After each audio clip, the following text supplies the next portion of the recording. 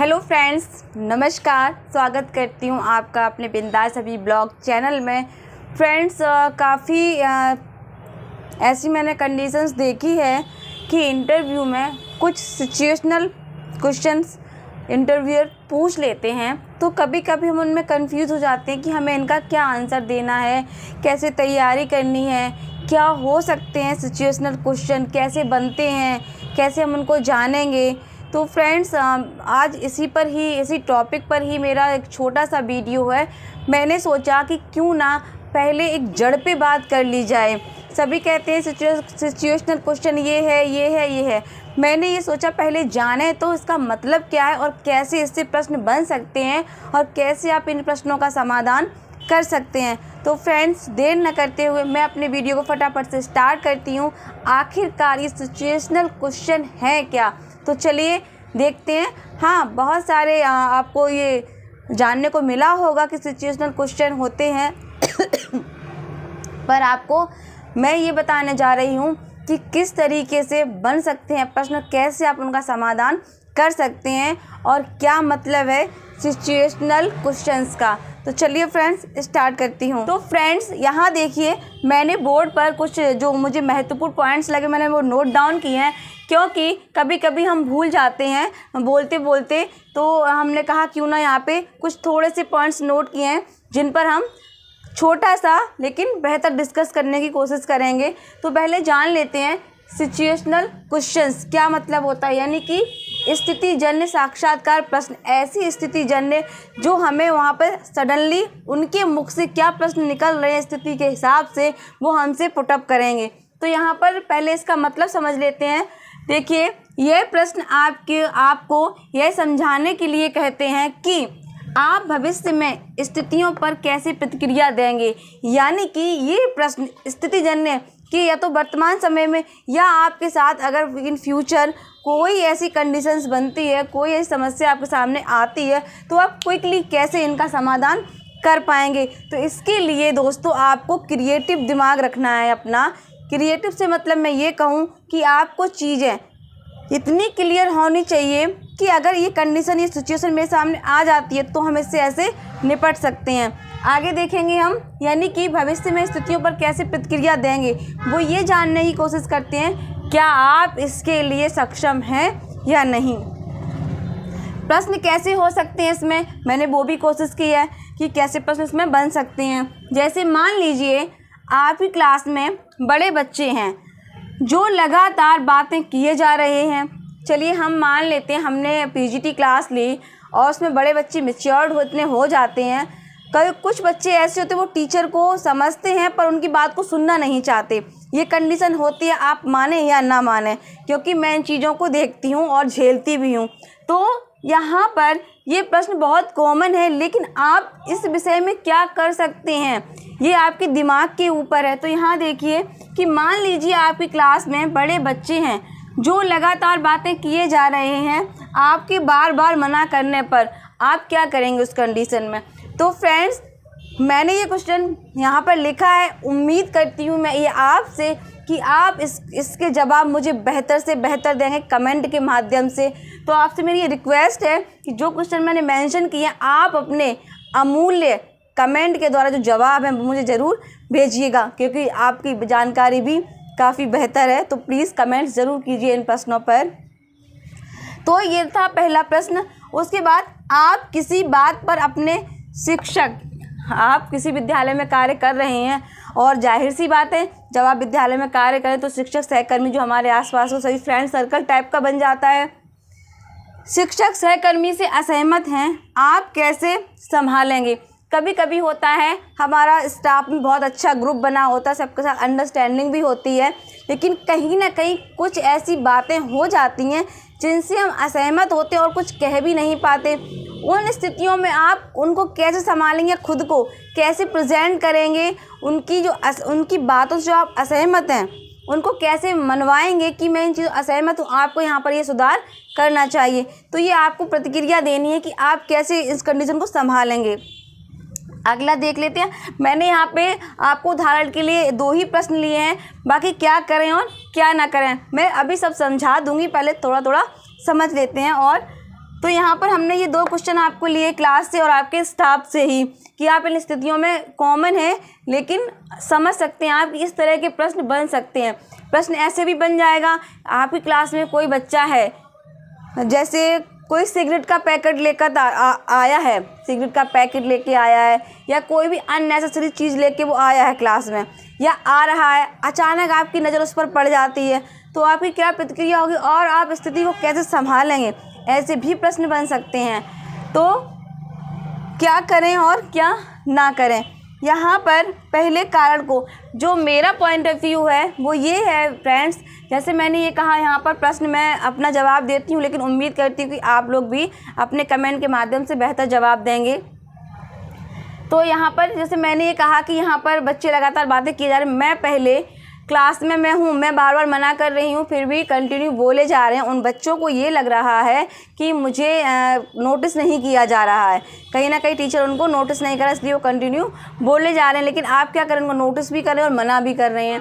तो जब आपकी बात नहीं सुनी जाएगी तो सबसे पहले मैं, जो बच्चे लगातार बातें कर रहे हैं, सबसे पहले मैं उन बच्चों से यही पूछूंगी कि आप इस तरह से मेरे मना करने के बाद बोले जा रहे, इसका कारण क्या है।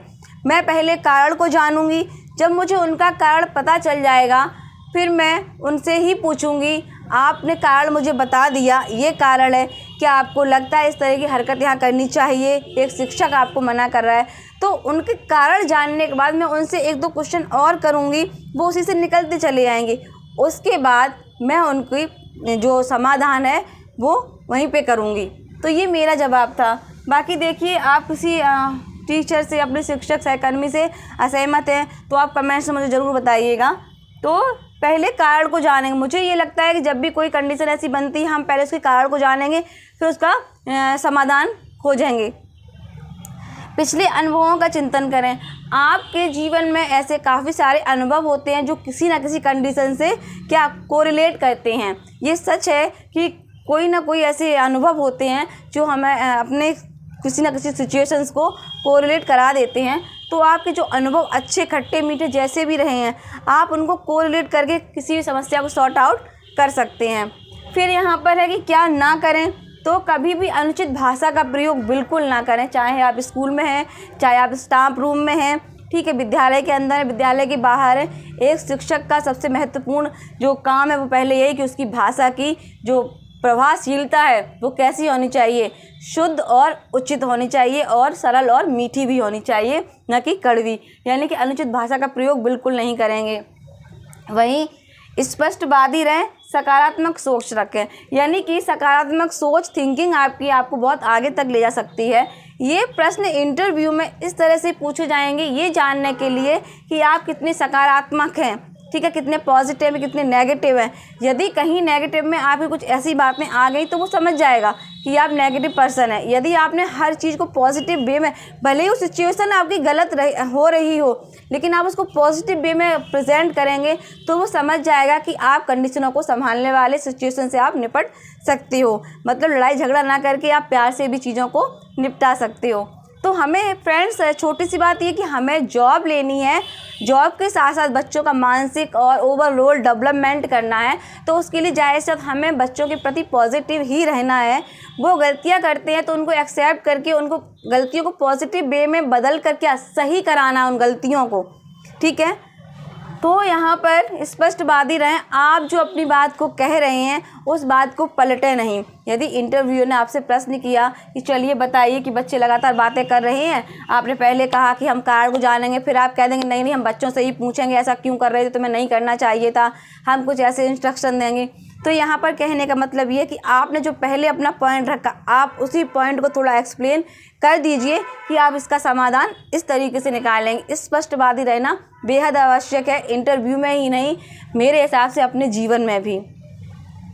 तो यहाँ पर दबाव होना, यदि आपके ऊपर आपके प्रिंसिपल का कहें या वाइस प्रिंसिपल का कहें या आपके साथी शिक्षक कर्मी का कहें, किसी बात को लेकर आपके ऊपर कोई दबाव या प्रेशर बनाता है ये कंडीशन करने और आपकी इच्छा बिल्कुल भी नहीं है उसको करने की, तो आप इस स्थिति से कैसे निपटेंगे, उसके दबाव को कैसे ख़त्म करेंगे या उसको कैसे तैयार करेंगे कि ये काम मुझे बहुत प्रेशर महसूस करा रहा है, शायद मैं अनकंफर्टेबल हो रहा हूँ, मैं ये ना कर पाऊँ। तो इनको जवाब आपको दिमाग में होने चाहिए कि हम उसको पोलाइटली पहले तो समझाएंगे कि ये काम या तो मेरे मतलब का नहीं है, या मुझसे ये हो नहीं सकता, या मुझे इसका ज्ञान कम है, या जो भी है। यदि आप कर सकती हैं दबाव लेने के बाद भी, तो भी उसको पॉजिटिव वे में कहेंगे कि हाँ मैं कोशिश कर सकती हूँ या कर सकता हूँ। तो ये दबाव होना किस तरह आप उसको डील करते हैं, ये आपको पता होना चाहिए। कोई ऐसी स्थिति जब आपने अकेले कोई समस्या सुलझाई हो, ये पूछ लें। चलिए जीवन में आप आज इस एज पर हैं, तो कोई ऐसी समस्या आपके सामने आई है, विद्यालय से संबंधित, बच्चों से संबंधित, घरेलू, मोहल्ले की, समाज की, जिसमें आपने अकेले उस समस्या का निपटाने का कोई उपाय सूझा हो और आपने उसको निपटा लिया हो। तो यदि कोई आपकी है ऐसी समस्या, तो आप बेझिझक बताइए, उसमें घबराने की बिल्कुल भी कोई बात नहीं है।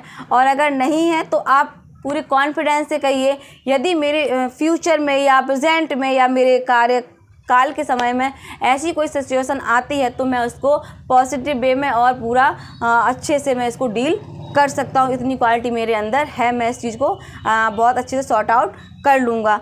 ठीक है। तो फ्रेंड्स, इसके साथ साथ जब आप इंटरव्यू के सामने अपनी बात को कह रहे हैं, इन प्रश्नों का जवाब दे रहे हैं, और आपको लगता है कोई ऐसी कंडीशन आई है जहाँ पे आपको कुछ हंसी सी आ गई, स्माइल आपको देनी है, तो आप निसंकोच अपने उस स्माइल को दीजिए, रोकिए नहीं।